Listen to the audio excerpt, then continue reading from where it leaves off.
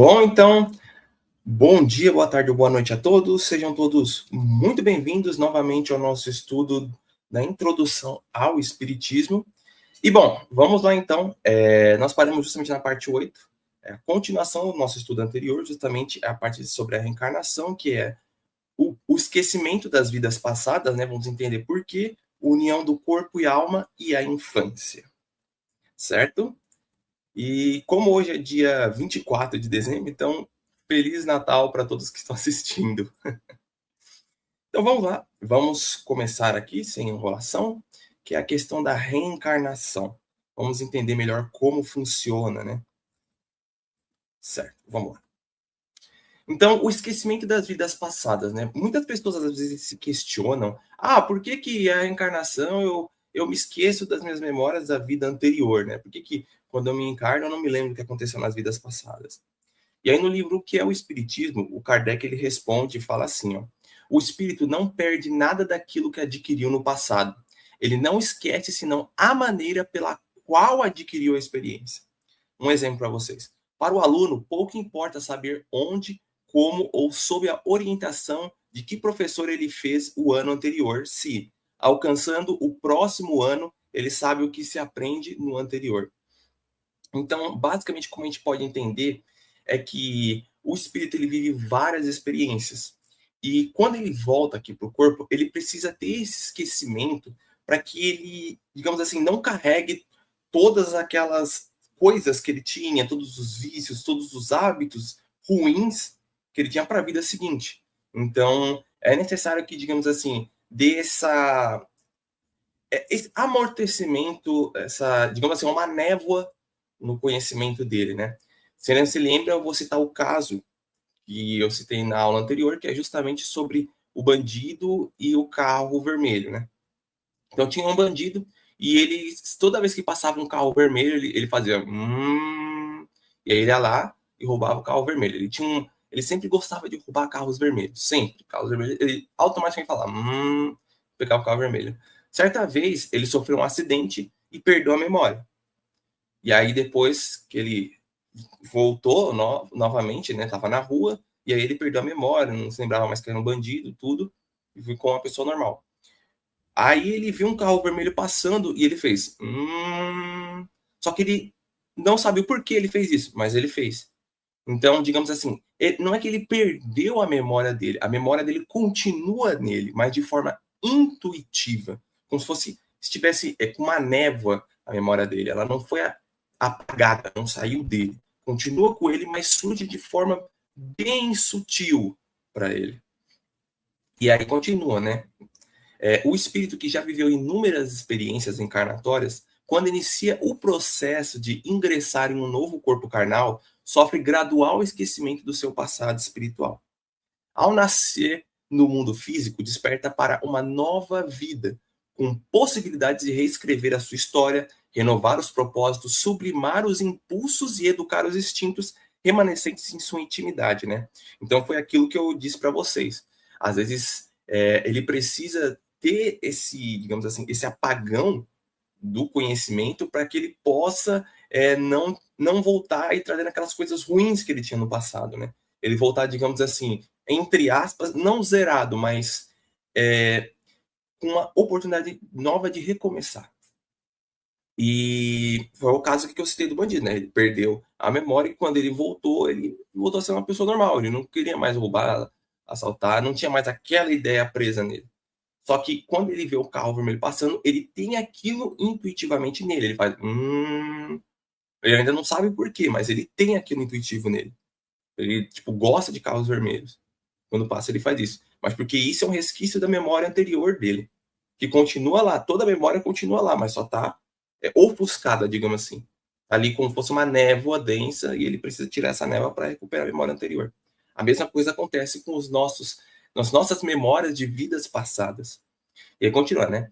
No esquecimento das existências anteriores, sobretudo quando foram amarguras, há efetivamente algo de providencial e que atesta a bondade e a sabedoria do Criador, certo?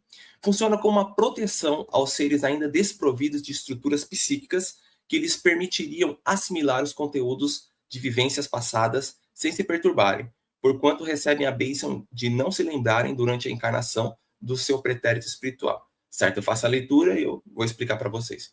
Então, basicamente, como eu citei agora há pouco, é necessário a perda de uma memória anterior para que isso não influencie, tipo assim, o esquecimento temporário de uma vida anterior para que isso não influencie diretamente na sua vida seguinte.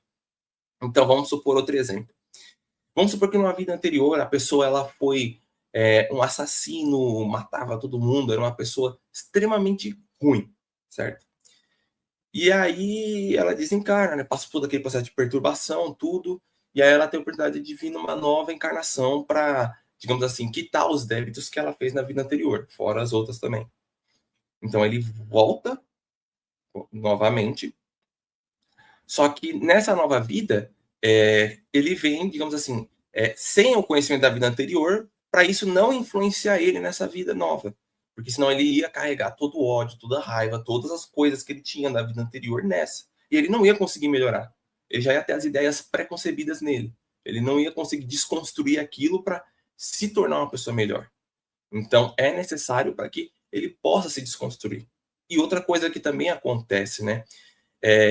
Se todas as pessoas se lembrassem das suas vidas anteriores, o que você acha que aconteceria com todos os bandidos ou pessoas ruins que viveram nas vidas passadas? Nessa vida seguinte, essas pessoas nunca conseguiriam emprego, nunca conseguiriam recursos, nunca seriam ajudadas e basicamente a sociedade desprezaria essas pessoas eternamente. A pessoa já nasceria sendo desprezada. Então, por isso que é necessário ter esse ofuscamento da memória para que isso não interfira na vida seguinte, para que ela possa, digamos assim, recomeçar uma nova oportunidade de se melhorar. Por mais que ela ainda tenha algumas coisas intuitivas da vida passada, ela vem nessa nova para que ela possa, digamos assim, recomeçar. É basicamente isso. E é aquilo, né? É justamente como se Deus fosse justo com todos os seus filhos e desse para eles uma oportunidade de poderem se melhorar, né? Você cometeu erros no passado e aí você tem as outras vidas como se você pudesse pagar em prestação, né? Em várias prestações. Então você vai tendo várias vidas para poder justamente tirar esse peso, essas coisas ruins de você, certo? Então vamos continuar. Tal como se dá com os sentenciados a longas penas, todos nós desejamos apagar as memórias dos delitos cometidos, e felizes ficamos quando a sociedade não os conhece ou os relega ao esquecimento. Que é o que eu disse aqui, a questão do bandido, né? Por exemplo, aqui numa vida normal, um criminoso comete um erro, ele se arrepende na prisão. E aí ele sai da prisão, ele gostaria que tipo, as pessoas não se lembrassem do que ele fez, que ele foi uma pessoa ruim, para ele poder se adequar novamente à sociedade, né?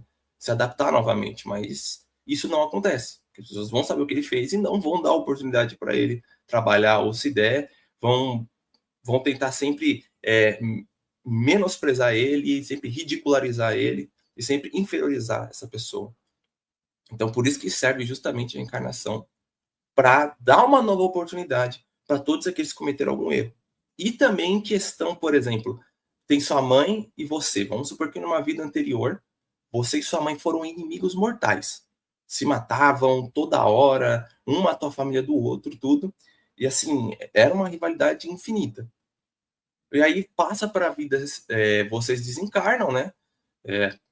Sai do corpo, tudo, passa por uma perturbação, os dois, e aí os espíritos vêm lá e falam, ó, os espíritos amigos, né? Ó, vocês vão se reencarnar novamente, mas vocês precisam quitar essas dívidas e poderem estar juntos novamente, né? Tirar esse ódio, esse rancor um do outro.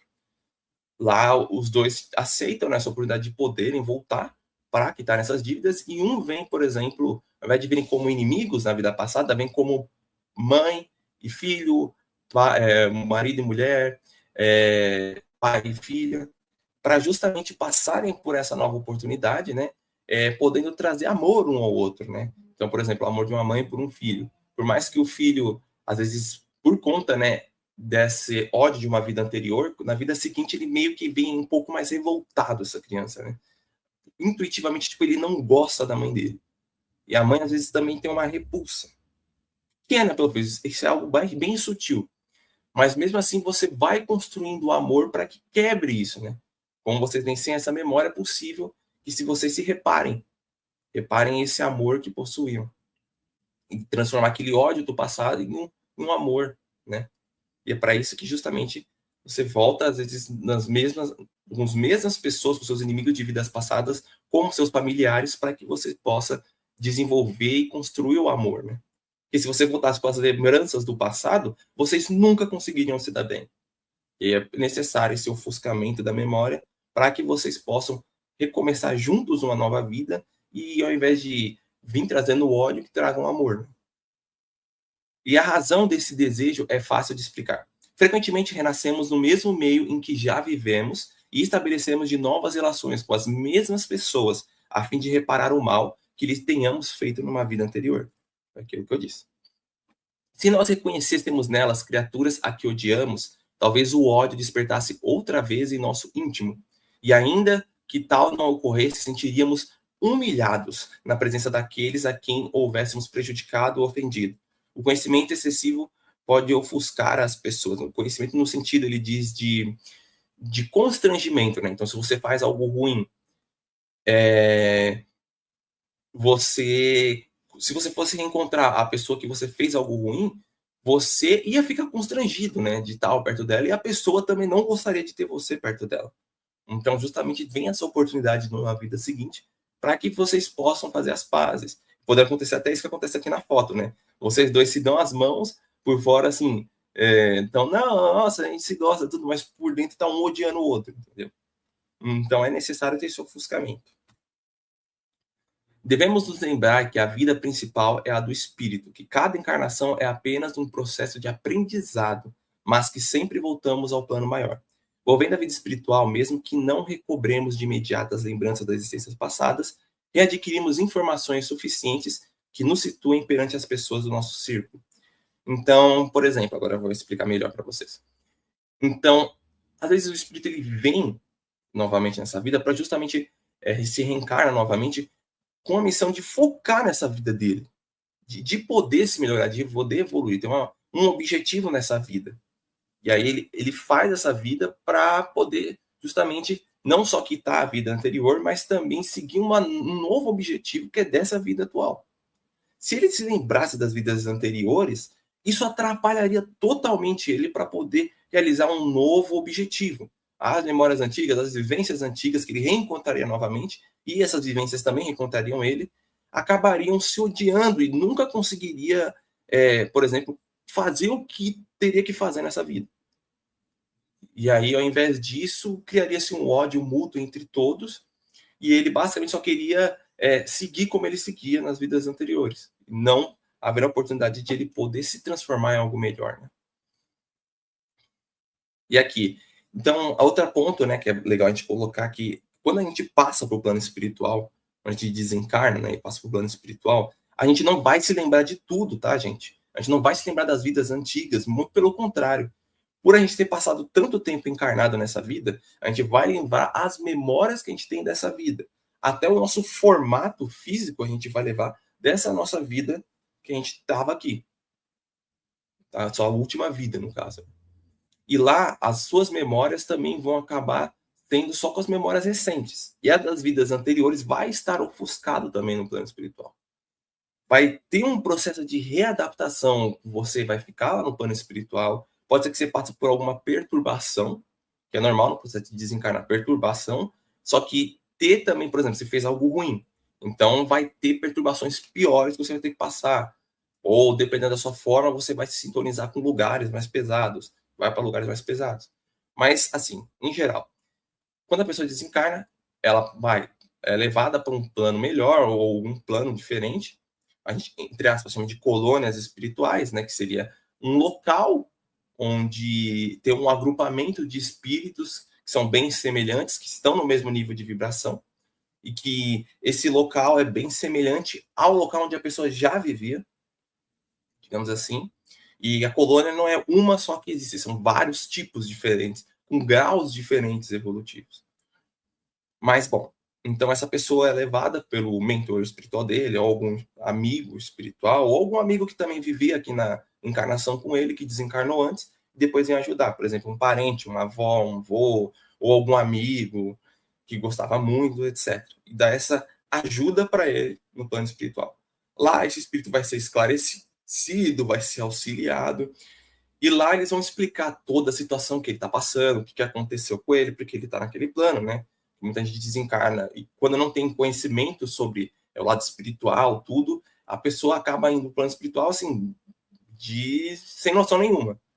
E aí, tipo, ela pergunta, mas por que eu tô aqui? O que aconteceu? O que está acontecendo comigo? Aí esses espíritos vêm explicar, esclarecer tudo para ela ali, sobre a situação dela. E depois disso, aos poucos, essa pessoa que está no plano espiritual, no espírito, ela vai começando a adquirir novos conhecimentos ali, entendimento de toda a situação que ela está, de tudo que ela passou na vida dela, por que aquilo aconteceu. Ela vai sendo esclarecida aos poucos, e isso às vezes levam-se anos, tá? 10, 20, 50, 100 anos, ou muito mais, milênios no plano espiritual, para ela se adequando, e estudando, aprendendo. Lá, digamos assim, também existem universidades, que a gente pode chamar assim, que é um local onde os espíritos vão aprender, conhecer, ter conhecimento sobre as coisas. E nisso, o espírito ele ainda não tem o conhecimento das vidas antigas, tá? Às vezes é necessário ele passar por um processo lá, onde os espíritos veem que o conhecimento da vida passada vai ajudar ele de alguma maneira. Aí eles vão lá e fazem com que ele consiga se lembrar das memórias das vidas passadas. Mas se eles verem que isso só vai atrapalhar ele ainda mais, então eles nem fazem com que ele consiga se lembrar das vidas passadas e mantém aquilo obscurecido na mente dele, assim, com uma névoa, até ele começar a se melhorar. Com todo esse período que ele passa, ele vai se desenvolvendo mais, vai mudando o próprio jeito, aprendendo coisas a mais, e aí nisso eles, acho que agora ele está apto a poder se lembrar de uma vida, de uma encarnação de uma vida anterior, e isso não vai influenciar ele, tipo, não vai atrapalhar ele, vai ajudar ele. Então também tem esse ponto, até que ponto na nossa vida uma lembrança de uma vida passada vai nos ajudar, porque muitas vezes vai nos atrapalhar. Então a espiritualidade, entendo, ela sabe de tudo que está acontecendo, ela sabe o que é melhor para a gente. Então a gente tem que ter essa noção antes de... Muitas pessoas ficam, eu quero me lembrar de uma vida passada, uma vida anterior. Gente, calma, não é assim. Tem que ter esse momento de aprendizado, esse momento de discernimento das situações, para que a gente possa receber um conhecimento do passado. Não pode receber um conhecimento da vida passada, porque senão vai atrapalhar. Continuando agora, é bastante comum o passado para nós renovar-se em forma de impressões ou mesmo de lembranças definidas.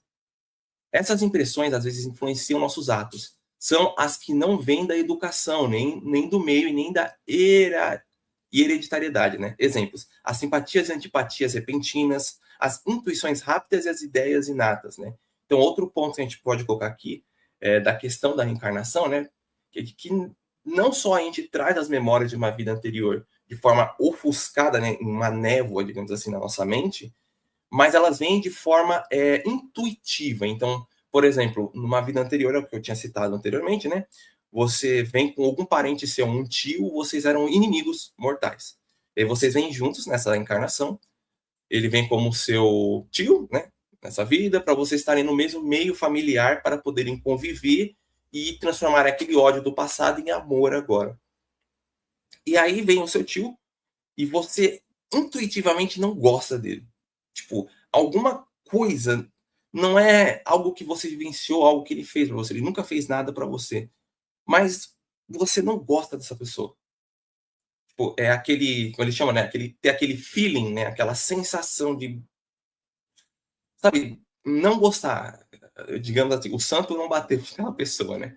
E aquilo, às vezes, surge uma antipatia, assim, repentina. Mas você tem que quebrar isso, né? Você tem que quebrar essa antipatia para tornar uma empatia entre os dois. E também acontece uma simpatia, né, no caso. E também acontecem, por exemplo, simpatias repentinas. Então, Você, por exemplo, numa vida anterior, você tinha um amigo ou um familiar, e lá na vida anterior vocês se amavam, gostavam muito um do outro, né? Ou eram grandes amigos, e voltam nessa vida e você às vezes encontra essa pessoa em um outro meio familiar, em outro lugar, e vocês começam a conversar e cria uma simpatia muito grande. Às vezes pode ser o marido de uma mulher, às vezes pode ser um amigo também, uma pessoa lá que você conhece no meio do nada. Ah, nossa, tudo bem, começa a puxar assunto. E do nada, tipo, cria-se uma simpatia muito grande entre os dois.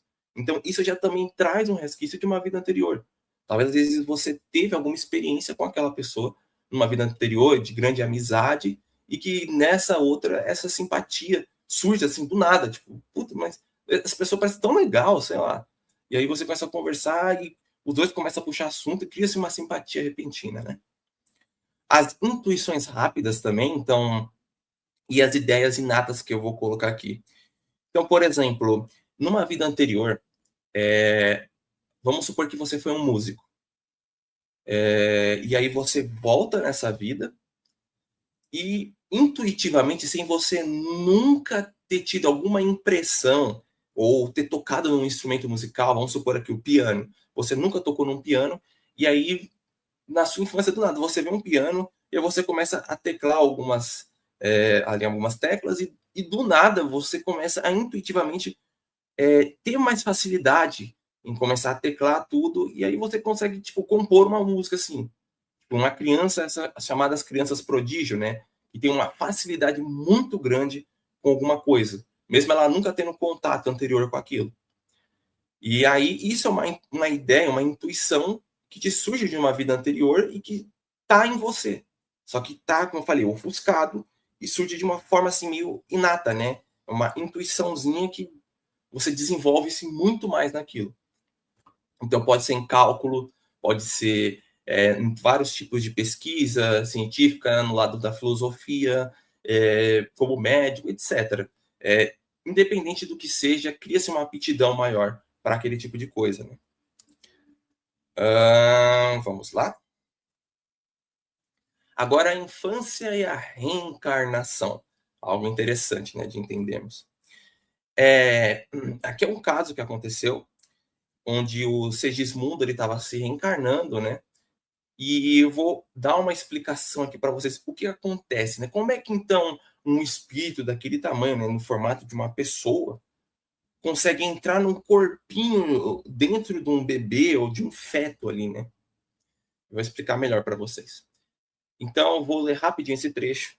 Fala assim: ao aproximar-se a encarnação, o espírito entra em perturbação e perde, pouco a pouco, a consciência de si mesmo, ficando por certo tempo numa espécie de sono, durante a qual todas as suas faculdades permanecem em estado latente.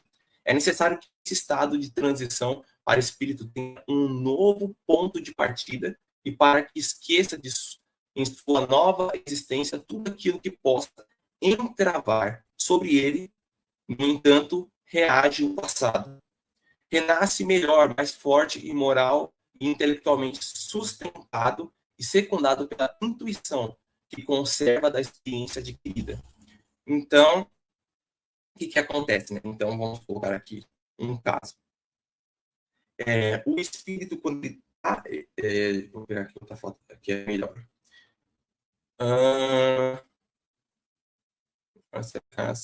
Aqui. Então, vamos colocar aqui. Então, o espírito, quando ele está no plano espiritual, ele está com aquele formato no corpo dele físico, e aí ele começa a diminuir, digamos assim, os espíritos fazem com que ele comece a reduzir o tamanho dele, para que ele entre, digamos assim, dentro do feto, ou quando for necessário, né, para que ele possa habitar ali, para que ela comece a se desenvolver. Então, por exemplo, o espírito ele vai diminuindo o tamanho dele, o espírito, e ele entra tipo num estado de sono, né? Então, ele começa a perder a consciência e os amparadores espirituais, né, ou os mentores, os espíritos amigos, vão lá e fazem com que isso aconteça para que ele possa entrar no corpo do bebezinho, do feto que está ali dentro do corpo da mãe. Então, eles fazem isso, reduzem o tamanho dele, do perispírito, tudo, para que ele possa ter acesso ali. E nisso que eles fazem isso, esse espírito perde a consciência e as memórias do passado são totalmente assim, ofuscadas. para que ele possa seguir numa nova vida, sem ter interferência do passado, né? Das coisas que ele fez no passado. E basicamente isso vai acabar acontecendo, certo? E aí, com o decorrer do tempo, o bebê vai se desenvolvendo e esse espírito já vai estar lá dentro, né? O feto vai começar a desenvolver com o espírito já ali, digamos assim, habitando aquele corpo. E aí, conforme o bebê vai se desenvolvendo, é normal, o espírito já vai estar lá e o espírito vai conseguindo, digamos assim, se expressar mais da forma como ele é, ou como ele era numa vida anterior, naquele novo corpo. Então, como eu falei, começa a vir intuitivamente. Então, a criança ela vai se desenvolvendo, mas vai crescendo e ela consegue, digamos assim, os resquícios ou memória de uma vida anterior, ela começa a se recobrar mais. Porque, digamos assim, foi há pouco tempo que ela acabou entrando no corpo. Então, ela tem essa maior facilidade dessas lembranças da vida anterior, né? Cada vez mais que ela vai crescendo.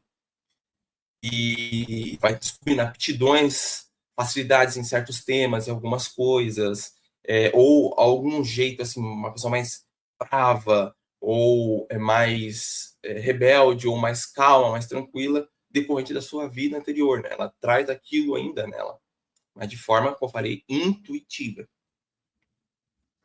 Certo? Aqui, ó. A partir do nascimento, suas ideias tomam gradualmente impulso, e à medida que os órgãos vão se desenvolvendo, pelo que se pode dizer que, no curso dos primeiros anos, o espírito é verdadeiramente criança, por se acharem ainda adormecidas as ideias que lhe formam o fundo do caráter. Durante o tempo em que seus instintos se conservam amordarrados, nossa, amodorrados, caramba, que termo estranho, mas vou usar um outro termo para ficar mais claro, né? Os instintos se conservam assim mais, digamos assim, como eu sempre falo, uma névoa, algo mais denso, né? Ele é mais maleável, né? Então, enquanto os conhecimentos, os impulsos dele ainda estão contidos, né? Ele se torna mais maleável, se torna uma criança mais simples, mais fácil, mais acessível a novas ideias, e justamente as impressões capazes de lhe modificar a natureza e fazê-lo progredir, o que torna mais fácil a tarefa que incumbe aos pais. Então, nesse primeiro momento, o espírito ele não vai trazer, recobrar as memórias da vida anterior, né? E por conta desse conhecimento estar bem ofuscado, né, da vida anterior, ele se torna uma criança mais acessível, mais maleável para os pais poderem ali e mudarem o comportamento dele, né? Trazerem ideias melhores para ele. Certo? Vamos aí. Aqui. Continua, né? Os espíritos construtores iniciam o processo de magnetização do corpo perispiritual de Segismunda, que é o caso, né? Durante esse processo, à medida que a forma perispiritual é reduzida, ele ia perdendo a lucidez, parecia cada vez menos consciente. Aqui foi o que eu citei anteriormente sobre a questão do espírito diminuir o tamanhozinho dele, né? O perispírito diminui para poder entrar no feto. E aí ele vai perdendo a lucidez, nesse estado ele perde a consciência e simplesmente ele vai entrar. É aqui, ó. E naquela noite, após a união genésica, os espíritos vão analisar, né, os genes que a pessoa tem e verificar a disposição, qual, digamos assim, a célula germinativa que tem maior disposição de cromossomos que sejam melhores para que, ao aquela célula germinar a outra, o corpo, né, dessa criança seja conforme já havia sido planejado no plano espiritual. Então tem todo um trabalho de verificar qual a célula, qual digamos assim, a célula germinativa que ao germinar e se desenvolver, qual daquelas milhões, qual seria mais adequada para que o corpo daquele jovem se desenvolva da forma como foi planejado no plano espiritual. Então, tem algo muito profundo por trás disso, tá, gente? Tem gente que acha que a reencarnação é tudo por cima, é tudo místico. Não. Tem toda uma questão científica. E para um estudo mais aprofundado e científico da reencarnação, eu vou trazer aqui esse cientista muito bom. Ele é um psiquiatra. Ele se chama Ian Stevenson. E ele escreveu esse livro maravilhoso que chama 20 Casos Sugestivos de Reencarnação. Eu aconselho, é um livro assim, fantástico. E eu vou explicar mais um pouco sobre quem é ele, né? Ian Stevenson, ele começou a estudar as crianças que alegavam se lembrar das suas vidas passadas. Ele é um professor titular de psiquiatria, né? Então, é psiquiatra da Universidade de Virgínia, Estados Unidos, motivado por esses relatos que ele começou a ver das crianças, iniciou suas pesquisas na década de 1960. As crianças apresentavam detalhes específicos sobre alegadas vidas anteriores, incluindo, incluindo nomes, locais e circunstâncias da morte que pareciam corresponder às pessoas reais já falecidas. O que inicialmente foi considerado uma área de estudos marginal ou até mesmo uma suspeita de alucinação evoluiu para um campo rigoroso de pesquisa. E o Ian Stevenson ele observou mais de 2.000 casos de reencarnação de crianças ao redor do mundo, né?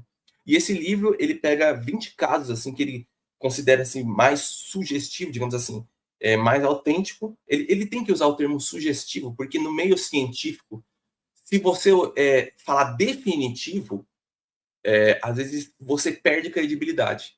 Então, por exemplo, muitas teorias, tá até no termo, teoria da relatividade, é uma teoria que a pessoa vai lá e estipula, e depois outros pesquisadores vão pesquisar aquela mesma teoria, vão fazer testes com aquela sua teoria formulada para ver se os mesmos resultados a qual você formulou vai dar certo com todos.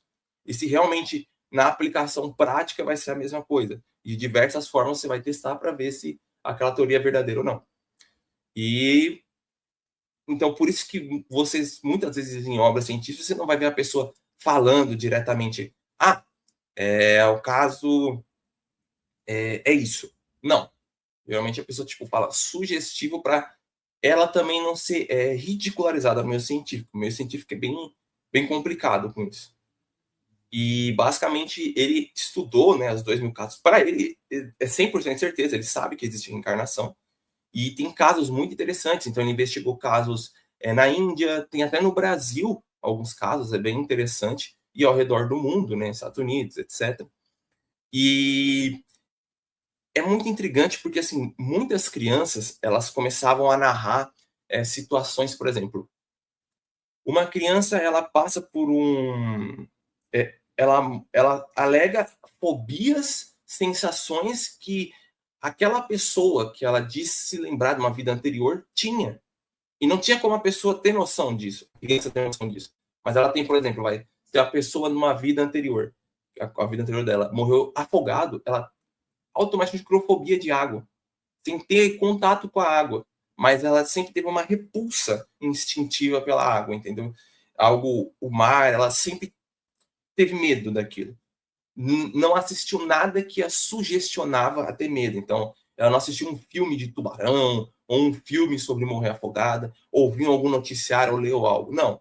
Aquilo não está no inconsciente dela. Tipo, não foi algo sugestionado naquela vida, direta ou indiretamente. Ela adquiriu aquilo intuitivamente. Aquilo surgiu simplesmente sem ela ter algum tipo de estímulo exterior para desenvolver aquilo nela. Então, ela, do nada, quando olha para o mar, ela fala: Meu Deus do céu, eu não quero ficar perto do mar. Desde a infância é assim. E aí a criança vai crescendo e cria-se ainda mais fobia do mar, mesmo nunca vendo nenhum conteúdo sobre aquilo. E também, por exemplo, não só isso, mas as fobias, mas gostos. Então, por exemplo, a criança gosta muito de carro, entende, adquire muito facilmente conhecimento de mecânica, toca e parece que ela nasceu para aquilo, para aquela aptidão. Mas na verdade, em outra vida, ela poderia ter sido algum mecânico ou ter trabalhado em alguma parte mecânica, por exemplo, na Revolução Industrial, ou mais posteriormente, né? E tem uma facilidade em manusear máquinas, caso de engenharia, né? Então, ela, nessa vida seguinte, ela simplesmente tem muita facilidade em lidar com isso. Então, ela acarreta e leva isso. Aí, numa vida anterior, essas crianças, por exemplo, um caso, né? A criança ela levou um tiro aqui no peito. A vida passada, né? A pessoa que morreu, que a criança disse ser, essa pessoa levou um tiro no peito e aí, tipo, aquela pessoa, ela vendia, vamos supor aqui, citar um exemplo, vendia sorvetes É um vendedor de sorvetes, tudo, e houve um assalto, ele acabou reagindo e tomou um tiro no peito e desencarnou. E essa criança que volta, depois de alguns anos, essa criança, esse espírito, né, volta, se encarna no corpo dessa criança, e a criança, tipo, vai contando, né, na minha vida anterior, eu me lembro que eu tomei um tiro, eu me lembro de tudo o que aconteceu, eu me lembro que eu gostava de vender sorvetes, eu morava em tal lugar, às vezes não é tão vasto assim, ou às vezes a memória é mais curta também. Então, varia também o tipo de, digamos assim, caso, a sugestão que a criança vai dar, né? O relato dela, né? Mas tem aqueles que são extremamente profundos, que é o que ele vai mostrar bastante nesses livros. Nesse livro dele, né? Ele tem outros também. Mas esse é o principal. Então, por exemplo, a criança, quando ela se encarna, nesse novo corpo, ela está com uma marca de nascença. Então, ela tem uma marca de um, digamos assim, de um círculo aqui, uma cicatriz de nascença no peito, nasceu com aquilo. Por quê? Porque numa vida anterior ela tomou um tiro exatamente nesse ponto. E aí você vai examinar o corpo dela na pessoa em que ela se alega se reencarnou, né, e possuía numa vida anterior, você vai ver que o mesmo lugar que ela tomou um tiro é o mesmo lugar que ela tem a marca de nascença. E assim vai indo. Então, são casos muito legais. E assim, é muita coisa interessante, interessantíssima. E que vem evidenciar e provar cientificamente a reencarnação. Né? Dizer, ó, a reencarnação existe mesmo. E é o melhor exemplo, é o que eu falei, são as crianças prodígio. É o melhor exemplo também que a gente pode encontrar.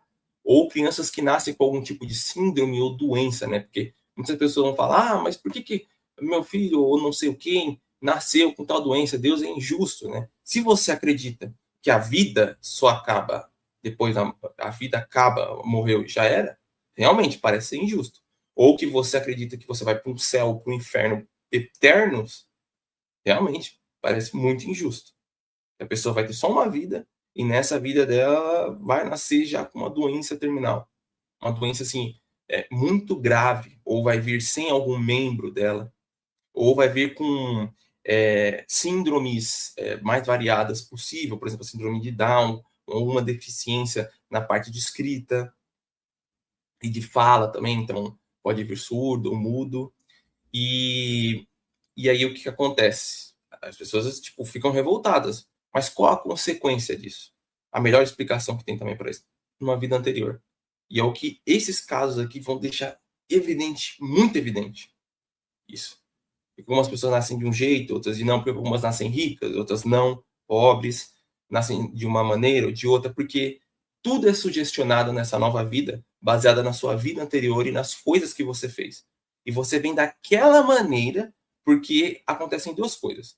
Existe todo um, digamos assim, um comitê de espíritos no plano espiritual que eles gerenciam, eles sabem todo o seu histórico de vida que você teve na vida anterior e eles veem o que é melhor para você voltar nessa vida. Como vai ser melhor você voltar nessa vida? Em que tipo de corpo? Que tipo de forma? Por exemplo, numa vida anterior, ele estrangulou a esposa dele ou estrangulou outra pessoa e ele tinha esse hábito de estrangular os outros, né, com os braços assim. E aí ele volta nessa vida sem as mãos para que justamente ele não cometa isso. Ou no caso de um suicida, ele se suicidou e aí ele vem dessa vez, sei lá, sem pegou uma faca, enfiou no peito e ele vem dessa vez sem os braços para que ele não tenha a possibilidade de fazer isso de novo. Nessa nova vida ele possa passar para que ele não cometa esse erro novamente.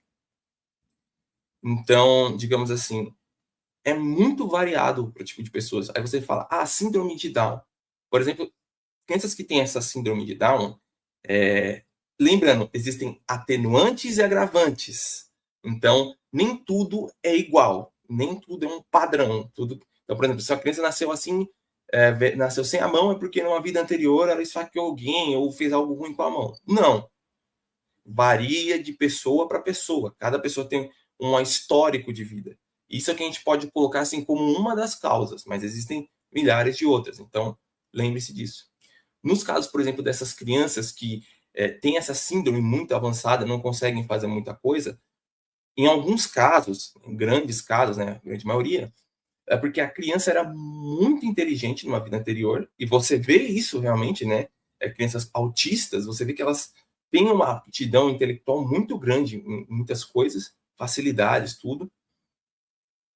Só que, vamos supor que numa vida anterior, ela usou mal o cérebro dela, o conhecimento dela. Então, por exemplo, ela foi uma pessoa muito inteligente, mas que ela usava a inteligência para sabotar, ela usava a inteligência para matar os outros, para criar armas, equipamentos, coisas ruins, para realmente tirar a vida, ou criar algum tipo de arma biológica, né? Gás para sufocar e matar os outros. Então, tem isso também. E aí ela tem que voltar nessa outra vida, digamos assim, com uma inteligência mais amortecida, né, entre aspas, digamos assim, para que ela expie, né, faça uma expiação pelos erros que ela cometeu na vida anterior, para que nessa nova vida ela não use essa aptidão para o mal, começa por aí, e segundo também, para que ela não volte a ter alguma reminiscência da maldade dela e volte a fazer algo ruim com o conhecimento dela. Então, por isso que muitas vezes vem algum corpo assim de um autismo muito alto, então a criança tipo não nem consegue falar direito, precisa constantemente de ter o pai perto, justamente porque numa vida anterior ela usou mal a inteligência e nessa ela vem, digamos assim, com a inteligência mais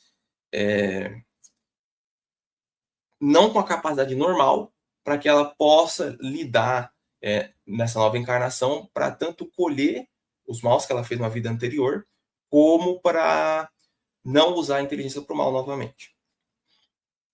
Então aqui é um dos casos, tá? Vocês podem ter muitos outros. E é basicamente isso. Bom, então é isso. Espero que vocês tenham gostado do nosso estudo. Semana que vem nós continuamos com mais coisas e Feliz Natal para todos que estão nos assistindo. Tudo de bom para vocês, gente. Espero realmente que dê tudo certo, haja muita luz, paz, esperança nessa nova vida. Brincadeira, mas uma tirada, né? Nesse novo ano que vai vir. Então, muito obrigado a todos, que Deus os abençoe e nos vemos no próximo estudo. Até mais.